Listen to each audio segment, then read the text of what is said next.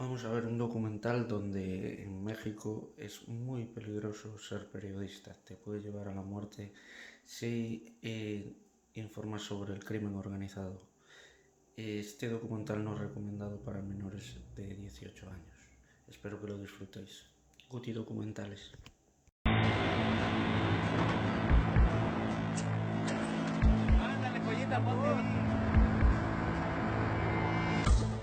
La guerra contra las drogas en México continúa cobrándose miles de vidas. Vivimos en un país que es prácticamente un país de fosas clandestinas. Entre las víctimas hay periodistas que cuentan las historias de los muertos y desaparecidos. No sé a quién le vaya a tocar pagar ahora la cuota de sangre por parte del gremio periodístico mexicano, pero todos sabemos en todo México que la cuota es esa, sangre. Las matanzas han amordazado a la mayoría de los medios, pero un pequeño grupo de valientes reporteros sigue arriesgando la vida.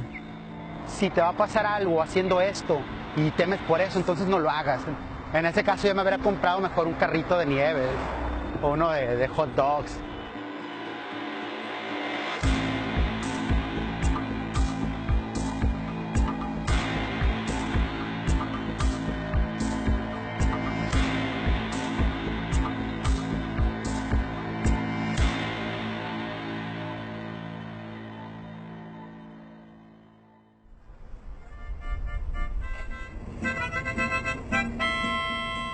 Esta es Culiacán, la capital de los carteles de la droga de México.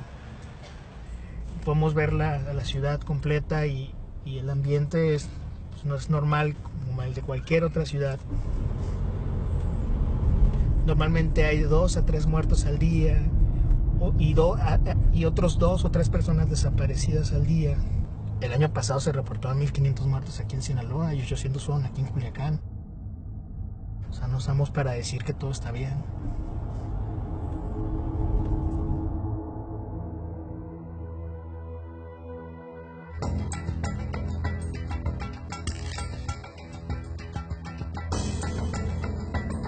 La sangrienta guerra de las drogas en México lleva más de una década.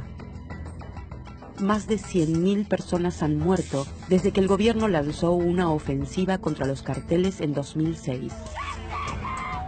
Casi 30.000 personas fueron asesinadas en 2017, entre ellas políticos, estudiantes y periodistas.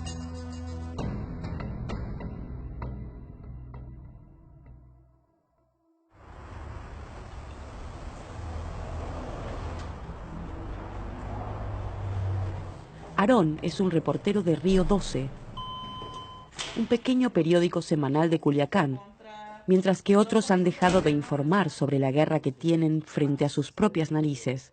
Río 12 continúa reportando sobre las matanzas, las víctimas y la corrupción. Por ejemplo, dicen despensas. ¿Pero cuántas despensas? ¿Qué despensas? Se presta mucho la corrupción.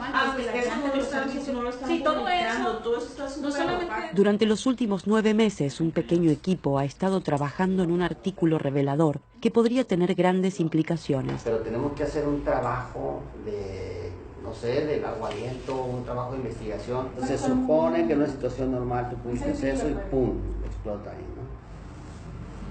Culiacán es una de las ciudades más violentas del país y del mundo incluso, ¿no? Sinaloa es considerada la cuna del narcotráfico en México. Aquí nacieron narcotraficantes más poderosos, líderes del narcotráfico en el país. Tú no puedes evadir como periódico si quieres, digamos, contar lo que ocurre en tu tierra si no tocas el tema del narcotráfico. Nosotros siempre asumimos esto como un riesgo, el ejercicio periodístico en Sinaloa como un riesgo. Ese riesgo puede ser mortal. En los últimos 10 años, casi 200 periodistas han sido asesinados en México. El año pasado, Río 12 perdió su columnista estrella, Javier Valdés. Javier obviamente nos dejó un hueco muy grande y bueno, su presencia aquí era vital, digamos, ¿no?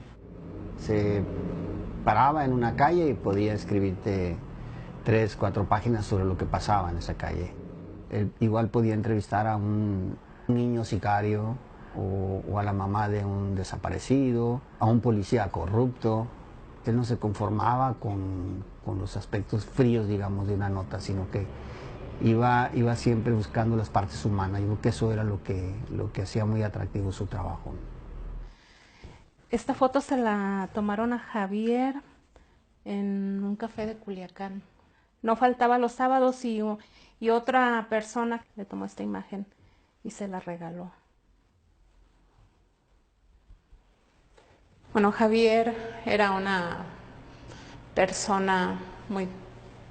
persona divertida, disciplinada, muy generoso. Era una persona muy fácil de querer, pero además, sobre todo y lo más importante, era que disfrutaba hacer su trabajo, que era escribir. Tonight, we honor a man who has refused to be intimidated into silence or self-censorship.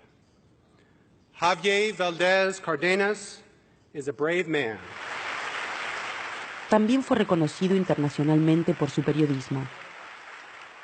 Dedico este premio a los periodistas valientes, a niños y jóvenes que viven una muerte lenta. En Río 12 hemos experimentado una soledad macabra porque nada de lo que publicamos tiene ecos ni seguimiento y esa desolación nos hace más vulnerables. Muchas gracias.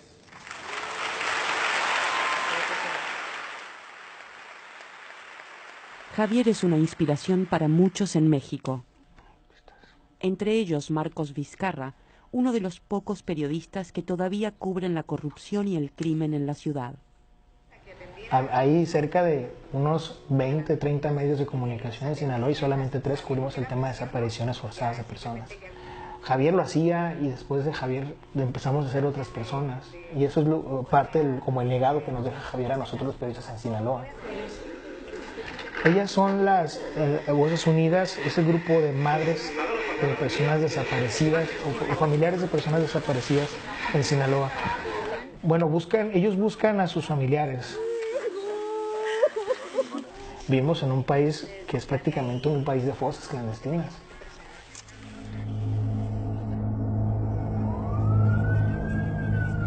Otra comprometida periodista que investigaba sobre los desaparecidos y los asesinatos fue Miroslava Bridge.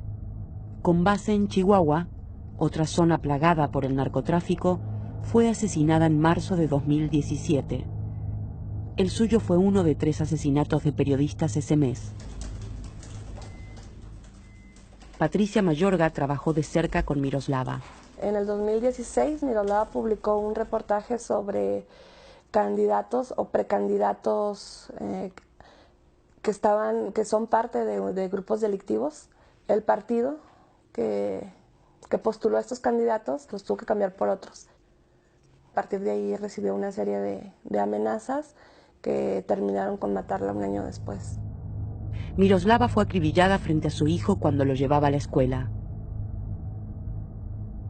Sus asesinos dejaron una nota con un mensaje: por lengua larga.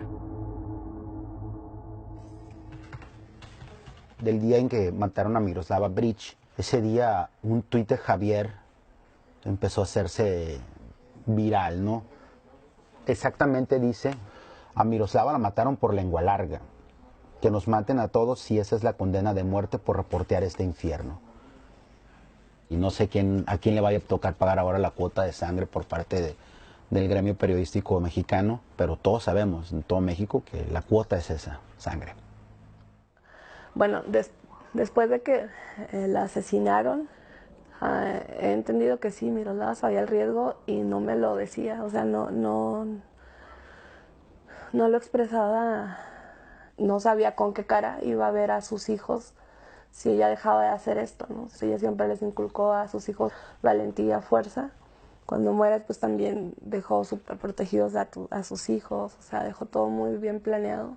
Entonces, tengo ahora la certeza de que ella sí sabía, y sí dimensionó el riesgo, ¿no?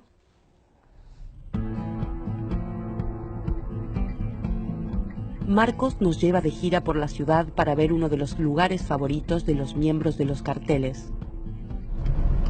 Ahora vamos a la capilla de Malverde. Malverde es el santo de los narcos, ¿no? Le llaman el santo de los narcos. Se cierra ese pedazo de calle porque llegan personas con vehículos un poco estrafalarios y con bandas musicales, y se ponen afuera a andar tomando cerveza, a pasarse un cuanto de droga. Y para mí lo que siempre más me ha llamado la atención es que todo eso sucede aquí en Culiacán y sucede ahí en ese punto específico, en esa capilla del santo de los narcos, justo enfrente del Palacio de Gobierno de Sinaloa, ¿no? Quería ver si podemos vernos hoy más tarde. En la sede del periódico, Aarón escucha que alguien quiere pasarle unos documentos secretos. Está bueno, y estoy ready, ¿no? Ya estoy ready. Está bueno. Sale, un abrazo, carnal. Es demasiado lo que se roban, es demasiado lo que hacen y es demasiado lo que permitimos nosotros como ciudadanos. Y es lo que indigna, ¿no? Y es lo que hay que contar.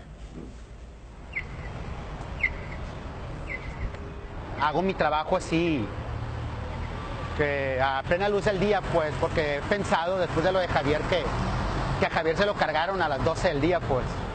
Entonces, ¿de qué me sirve esconderme? Si me escondo, lo que me va a pasar tal vez nadie se entere y entonces habrá sido en vano.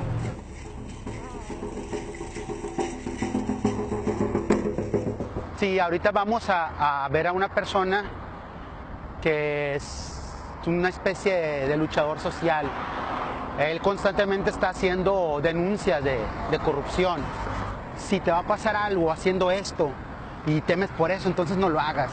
En este caso yo me habría comprado mejor un carrito de nieve o uno de hot dogs. Los documentos detallan una serie de pagos de lavado de dinero vinculados a un personaje criminal de la ciudad. Este país está lleno de corrupción a la vista de todos. Tuve que superar mi miedo para hacer algo porque no podemos seguir así. No puedo permanecer indiferente al ver toda esta corrupción. La mejor manera de esconder algo es tenerlo a la vista. De verdad. No solo son los periodistas los que se arriesgan. Aquellos que comparten secretos también ponen sus vidas en juego. Yo creo que no tiene idea del riesgo que corre porque él además tiene familia. Y como te digo, o sea, uno puede tener miedo que te pase algo, pero algo que no podrás perdonarte es que por tu culpa o por lo que tú haces le suceda algo a tu familia, ¿no? Cuando llegaba a la casa, a la hora de escribir una historia,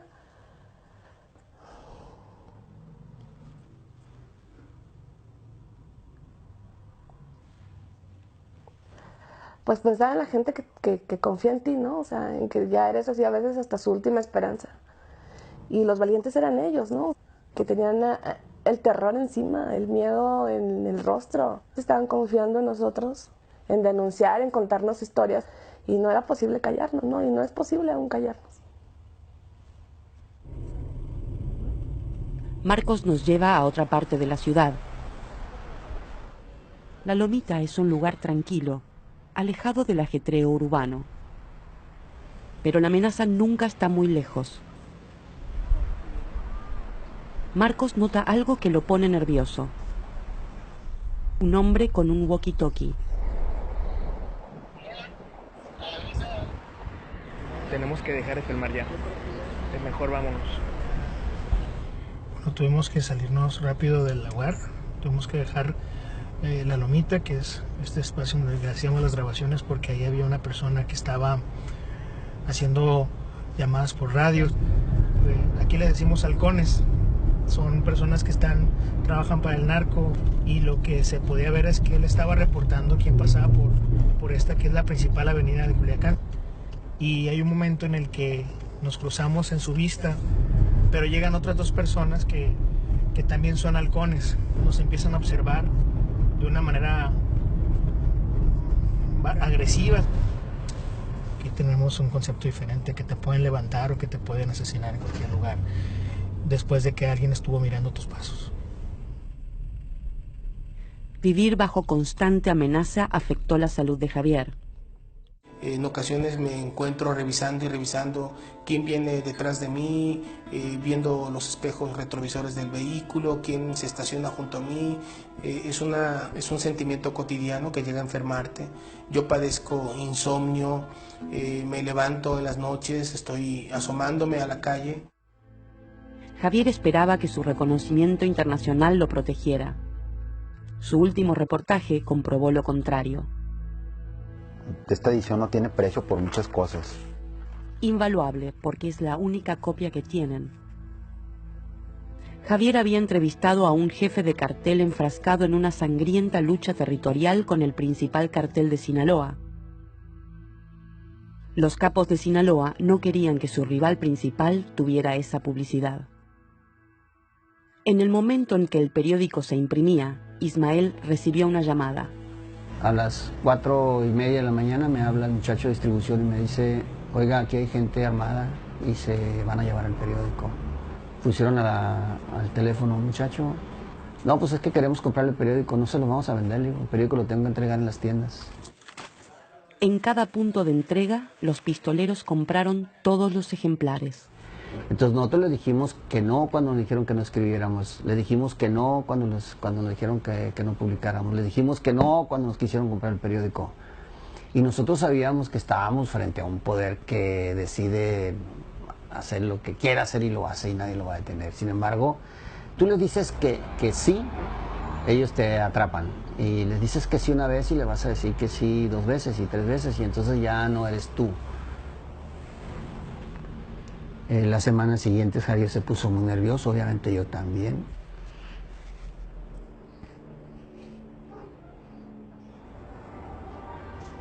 Sí, fueron semanas muy difíciles para él. Se sintió, se vio amenazado. Se empezó a considerar la posibilidad de irse. Pero al final Javier decidió no irse. Y le reclamo, ¿no? O sea, ¿por qué no te fuiste? Pero fue una decisión suya. Unas semanas después de la publicación del reportaje, Javier fue arrastrado fuera de su auto y muerto a tiros. Igual que con Miroslava, sus asesinos dejaron un mensaje. Javier recibió 12 tiros a las 12 en punto frente a su lugar de trabajo, Río 12.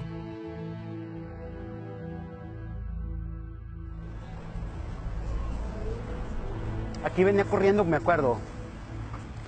Acaba de despedirme de él. Llego a la esquina y lo primero que veo es su cuerpo tirado acá. Dije, no mames, Javier. Aquí. Justamente aquí.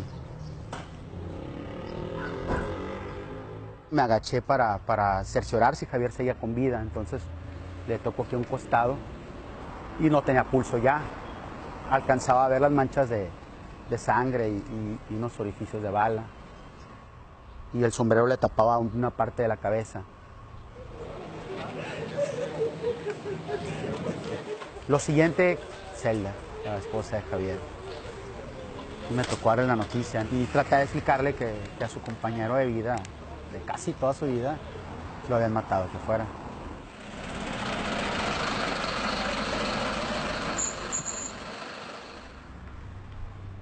El 15 de mayo del año pasado, hasta antes del mediodía, yo tenía una vida muy distinta a la que ahora tengo.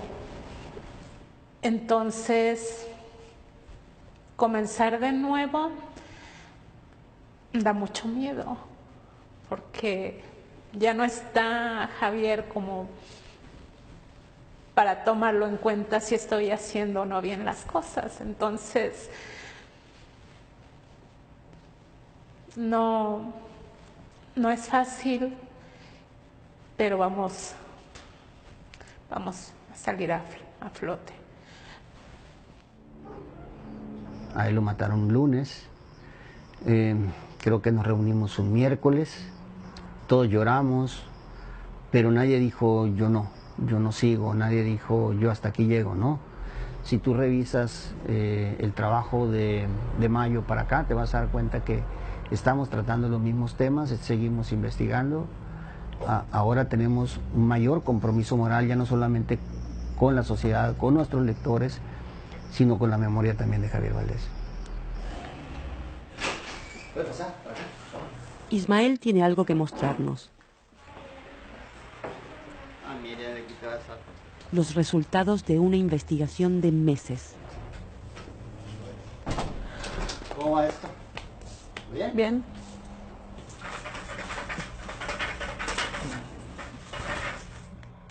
Una operación multimillonaria de lavado de dinero.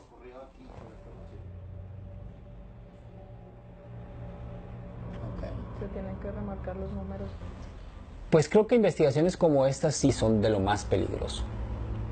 Y investigaciones que estén relacionadas con dar nombres y especificar datos con respecto a figuras o personas que aparentemente no están relacionadas con algún tipo de delito, quizás eso sea lo más peligroso.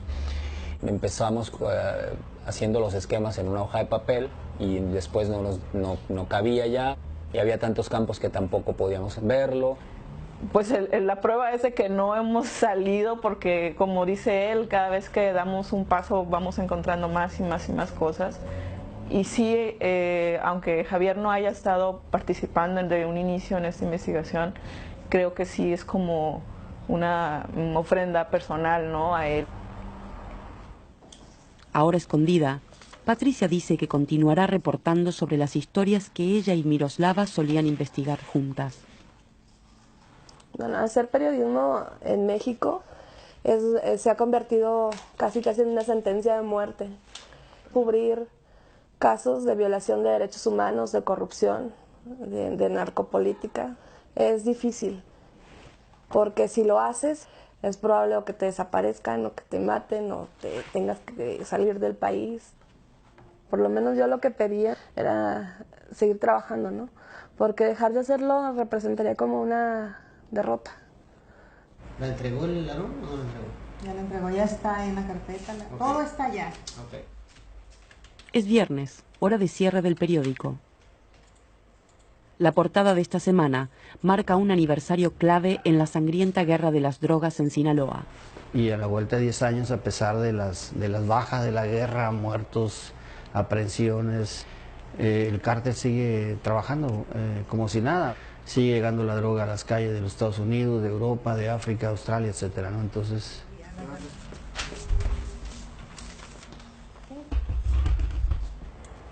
ahí te encargo, ¿no? Que salga bien. Esperemos.